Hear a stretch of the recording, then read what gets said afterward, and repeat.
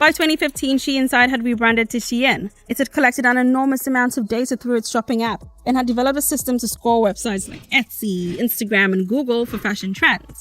अब आप ये तो समझ गए कि ट्रेंड कैसे डिटेक्ट होता है, पर ट्रेंड पकड़ने की बात एक है और उस ट्रेंड का प्रोडक्ट मार्केट में लॉन्च करना बहुत अलग। और यहीं पे शीन बाजी मार जाता है। शीन का एक यूनिक सिस्टम है LATR, large scale automated testing and reordering. इसका मतलब यह है कि हर नई डिजाइन पे पहले सिर्फ 50 से 100 पीसेस बनाए जाते हैं सैंपल टेस्टिंग के लिए।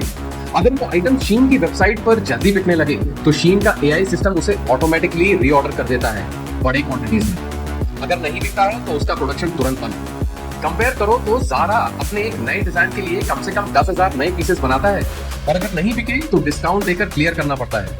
शीन की स्ट्रेटजी है टेस्ट करो, स्केल करो या छोड़ो, इसलिए उनका इन्वेंट्री वेस्ट ऑलमोस्ट 0 होता है।